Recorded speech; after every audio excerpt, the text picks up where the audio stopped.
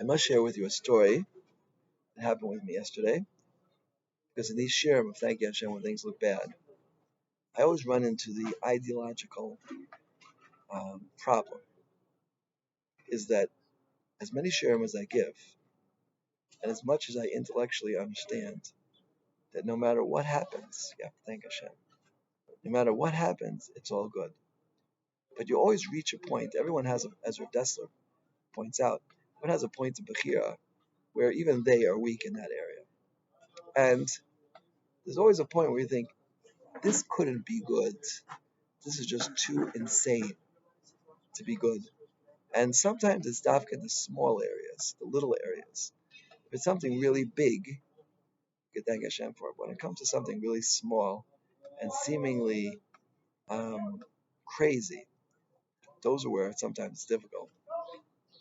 Because we tend to think, well, this couldn't be coming from Hashem. It's just too insane. So I'll share you the following story. For the past few months, I've been trying to get American passports. I had to travel and on short notice, and therefore I was given a temporary passport and told that I am obligated to redeem this passport for a long-term 10-year passport, which I did. I sent it in the mail. I sent it registered mail to the American embassy, and I had to travel, so I was waiting. I figured, they said it takes about 6 weeks. I had 3 months. I figured it was plenty of time. But to my chagrin, after more than 2 months had passed, I got in touch with the American embassy and found out that it just arrived. And in fact, the passport had just arrived at the passport had just arrived at the American embassy, and therefore I was not going to get a flight trip. So I went back to the American embassy, and I was given my old passport back, and told that eventually I would receive the new passport. Anyway, I traveled to South Africa and got back, and then was in touch with the American embassy. He told me that in fact my passport had already been mailed, but I need to get in touch with the Israeli post office about receiving it. So this is not an easy task to get in touch with the Israeli post office. I got in touch. I called a number of times until finally I got hold of the right person. They said, well, you could organize the delivery, but you can't organize the payments. There is no telephone number to organize the payment. You just have to wait patiently by your phone until someone calls you. I said, well, I generally don't sit by my phone. I try to learn Torah, and sitting by my phone waiting for it to ring distracts me. So therefore, maybe I could take care of the payment now, just call somebody and take care of the payment. They said, no, I'm sorry, that doesn't work. You have to just wait patiently by your phone until someone calls you. So, Spain is manim. I was learning, I was willing to do that. Waited and waited and waited and waited and waited. It's about 15 minutes until the post office was going to close, and I had to take care of something quickly. Suddenly I hear my phone ring, and I run to the phone, and I grab the phone, and instead of pressing the left button, which is answer, I pressed the right button, which is to hang up. And I couldn't believe it. After waiting the whole day for this phone call, so I gave him a passport, I'd pressed the right button instead of the left button. And right, I don't mean correct, right, I mean wrong. Incorrect button. I was like, oh, can't believe it. I said, Kol Ma'adav Rahman L'Tov of it, but I figured there's no way this can be good, Waiting the whole day for this call, and I pressed the wrong button.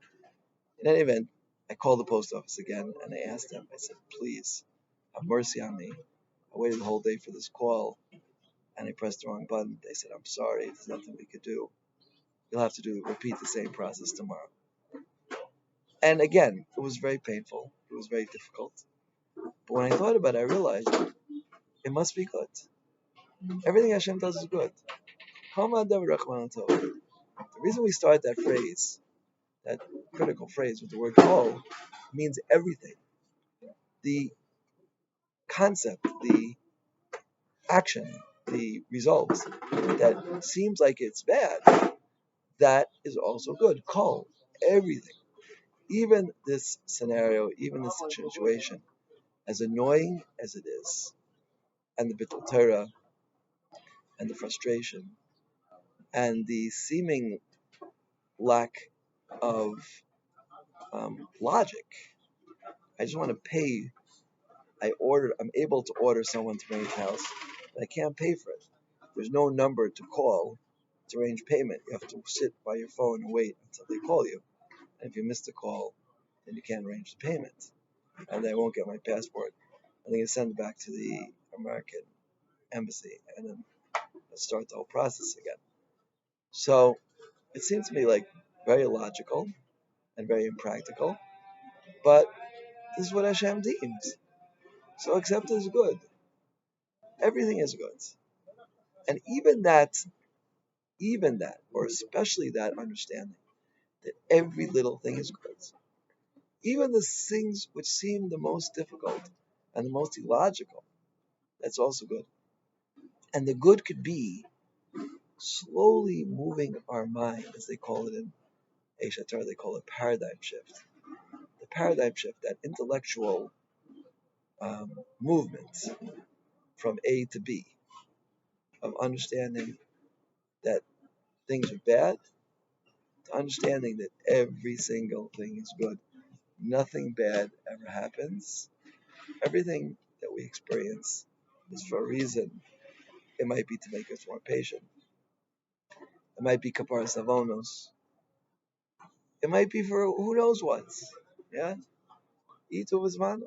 Yeah, it might be that maybe I'm not supposed to get this passport. Maybe I'm supposed to. Who knows what? Who knows? All we could say is kol ma ta'avad rachmana l'tova, and that's a very, very powerful phrase. If we let those words permeate our hearts and really internalize them and understand that everything that Hashem does is good. Now, the tricky part is that when we do something, we have an interaction. That seemingly makes it bad, but I could have just as easily pressed the left as the right. It's a little bit of a tricky phone, right? It's true, okay, I was a little bit panicking. Maybe I should have been more calm and just pressed the right. But that's what happened. And Hashem let it happen. And was with his haskama and with his understanding of all the ramifications to really come out. So there's absolutely no reason to be upset. And just the opposite. You should be happy to be zeicha. Excuse me. To such an important message from the Bari Olam. We should really sing and dance about it. To be zeicha to Musar Hashem.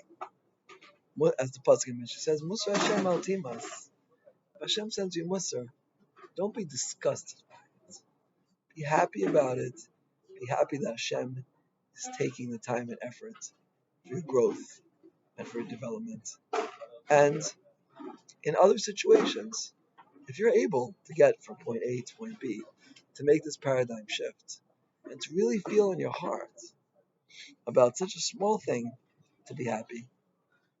Imagine when Hashem should guard us from that, but when difficult nisyonos come and they're inevitable, how much easier it will be to deal with the challenges, and how kind Hashem is to help us grow in small situations, so we can weather all of the nisyonos that Hashem will bring upon us. They should be not happen because we're too weak and we never ask Hashem for nisyonos. But it's a great chesed when Hashem trains us. He gives us the training beforehand, so we should be able to deal with life's challenging situations. So again, I thank Hashem for taking the time and effort to train me, to really feel grateful to Him, and to thank Him even for the most difficult situations. And B'ezrat Hashem, to be happy under all circumstances, in all situations, no matter what they might be, to accept them as Hashem's will, with joy and with bracha. Amen. Cadence.